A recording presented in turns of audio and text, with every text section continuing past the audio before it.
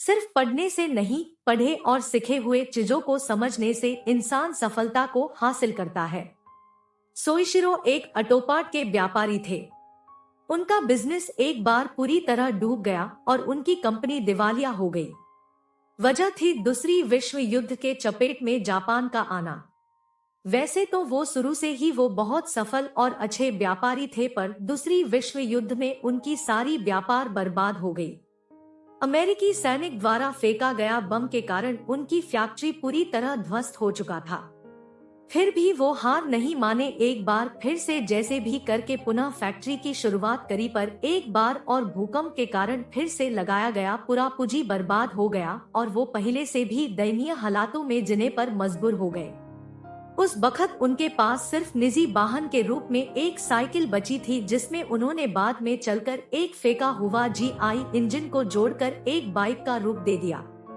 आगे चलकर जब लोगों ने उनके इस स्वचालित साइकिल की जैसे और भी साइकिल बनाने की मांग की और लोगों में जब इस चीज का डिमांड बढ़ने लगा, तब उन्होंने इसके लिए एक बाइक कंपनी खोलने का सोच बनाया।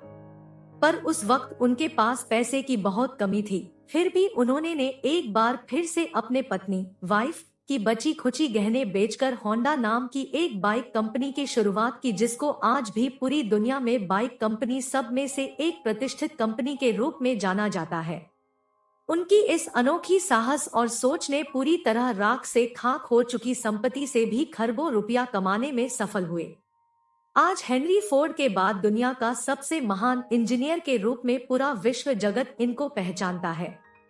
American automobile hall of fame के रूप में चुने गए वो पहले जापानी एग्जीक्यूटिव है और उनको चुनने के कारण ये थे कि उन्होंने उस कैटलिक इंजन का समस्या सुलझाया था, जो उस जमाने में किसी भी इंजीनियर के बस की बात नहीं थी, पर उन्होंने यह कर दिखाया था जबकि वो सिर्फ 8 कक्षा तक ही पढ़े थे।